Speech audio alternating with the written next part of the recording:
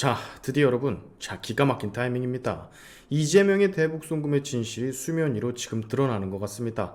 총선을 단 한 달 앞둔 상황에서 이 정도의 악재가 터지면 이재명 정말 뼈도 못 추릴 것 같은 그런 느낌인데, 그간 대북 송금 관련 이재명에 끼어 있다라는 결정적 당시 관련자들, 즉 이화영의 진술이 국민들께 보도로 알려지지는 않았었는데요. 이번에 이화영이 검찰에게 입을 열었었던 진술들이 재판을 통해 공개가 돼버렸습니다. 그리고 이화영은 지난해 검찰에게 이렇게 진술들을 했다라고 해요. 이재명에게 대북 송금 전부 보고를 했다고, 그리고 이재명 당시 경기지사의 지시도 있었다고.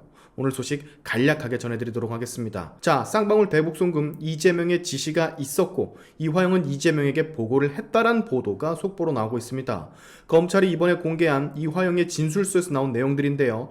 검사가 묻지도 않았는데 이화영이 먼저 이재명 대표에게 대북 송금 관련해 보고했다라는 진술을 시작했고, 이 진술 조서에 따르면 쌍방울 김성태 전 회장이 이재명 당시 도지사 방북을 위해 북한에 100에서 200만 불을 보내고 계약서를 쓰는 등 일이 잘 될 것 같다. 2020년 초에는 방북이 성사될 것 같다. 라고 이재명에게 보고했다는 진술을 했다라 합니다. 이때 이화영은 현대 아산과 같은 기업의 역할이 필요할 것 같았다라 진술을 하면서 당시 법무법인 해광 변호인의 동석 하에 쌍방울 김성태가 방북 비용을 알아서 전부 처리해주는 것으로 알고 있었고, 이에 대해 이재명에게 보고를 다 했으며 이 말을 듣고 이재명이 잘 진행했으면 좋겠다라고 답했다 증언을 했습니다.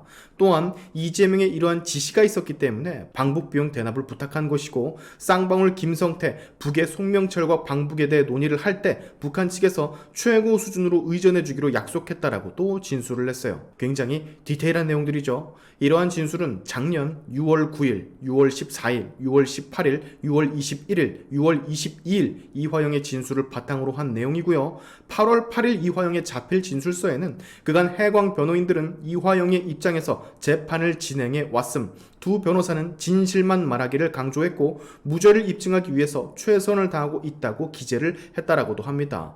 즉 이전까지 본인이 얘기한 진술은 변호인들 대동하에 진술을 한 것이고 진실만을 말했다라 본인이 기재를 했다라고도 볼 수가 있겠죠. 자, 근데 이화영은 이 직후 입장을 갑자기 바꿔버립니다. 검찰의 회유와 압박에 의해서 허위 진술을 한 것이라고 주장을 해버리죠. 그때 여러분 기억을 하실지 모르겠지만 민주당의 여러 인사들이 이화영에게 접촉을 했던 시점, 그리고 접촉했던 것을 안 했다라고 하다가 결국 했다라는 걸 국민들께 들키고, 이화영의 부인은 재판장에서 난동을 피우며 남편이 이화영에게 당신 정신 차려 라고 하는 등 한바탕 소동이 일어났었던 바로 그때입니다. 지금 이화영은 이 직후 변호인들까지 바꾸며 여태까지의 진술은 검찰이 압박해 거짓 진술을 한 것이라고 그런 주장을 현재까지 유지 중인데, 검찰의 입장은 다릅니다. 그간 이화영 지가 스스로 신뢰하고 있다라고 밝힌 법무법인 해광의 변호사 동의 하에 조사를 받은 것이고, 결정적으로 이화영이 지인들에게 검찰의 회유나 압박이 없다라고 말한 접견 녹취록 등도 존재하고 있다라고 해요. 그리고 검찰은 그 녹취록을 재판에서 공개를 이번에 했고요. 자, 정리를 해드리자면 대북 송금에 이재명의 허락이 있었고 이재명에게 보고까지 전부 다 했다라는 이화영의 최초 자백 진술서들이 이번 이화영 56차 공판 재판에서 공개가 된 겁니다. 그리고 이 진술들은 이화영이 직접 당시 이화영 본인의 정말 믿을 수 있다라고 한 그 변호인들, 해광 측 변호인들 입회하에 진술을 했던 내용들이고요. 그리고 그 어떠한 회유와 압박도 없었다란 증거 녹취록도 존재하고 있는 상황인 거예요. 그럼에도 불구하고 무슨 연유에서인지 이화영은 갑자기 태도를 바꿔 여태까지의 진술은 다 거짓이다, 검찰이 압박해서 그런 것이다 라고 말을 하고 있다는 얘기입니다.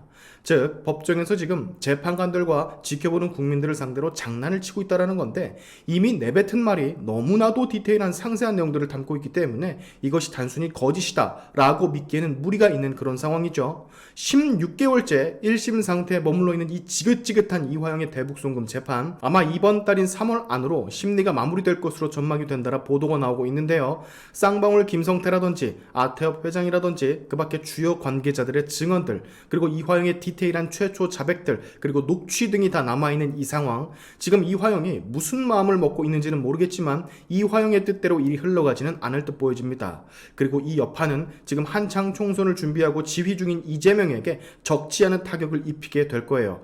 얼마 전 쌍방울 김성태가 보석 석방이 되면서 자기가 성실하게 다 재판에 임하고 있고 진실들이 재판에서 결국 밝혀질 거라고 의미심장한 발언을 한 한 적이 있었죠. 또한 지금 쌍방울 대북송금 재판 1년 4개월이란 이 재판을 진행하던 원래 기존 재판장이 계속해서 유임을 하기로 결정했다라고 하죠. 재판장 변경에 따른 재판 지연이나 신뢰 저하 문제를 막기 위해서 재판장의 임기를 2년에서 3년으로 늘린 탓이라고 하는데, 이로써 쌍방울 대북송금 사건 등 주요 재판의 연속성이 확보가 됐고 주요 피고인에 대한 증인 신문이 대부분 이뤄졌기 때문에 아무래도 조만간 충격적인 대북송금의 진실이 드러날 것 같습니다. 총선이 얼마 남지 않은 이 상황에서 말이죠.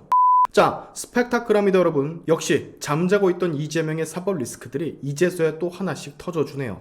제가 그랬잖아요. 이재명은 아주 여러 개의 시한폭탄을 들고 있는 거나 마찬가지라고. 그 중에 이제 하나가 터지려고 준비 중인 딱 그런 상황이라고 볼 수가 있는데, 정말 이재명은 아직까지 멘탈을 잡고 있는 게 참 용합니다. 저였으면 진작에 제가 지은 죄들에 파묻혀서 멘탈이 쪼개졌을 것 같은데 대단하긴 대단한 사람이에요. 이재명의 모든 사법 리스크들 중 단연 가장 심각한 것은 대장동도 성남FC도 그리고 백현동도 아닌 대북송금 의혹이라고 했죠. 자, 다음 대북송금 관련 엄청난 후속 보도가 빠르게 나오길 기대를 하면서 오늘의 샤인투브 여기까지 하겠습니다. 여러분의 영상 공유는 세상을 밝히는 힘이 되니까 꼭 공유 부탁드리면서, 지금까지 영상이 좋으셨다면 구독과 좋아요 그리고 알림 설정까지 꼭 한 번씩 눌러주시면 감사하겠습니다. 다음에 봅시다.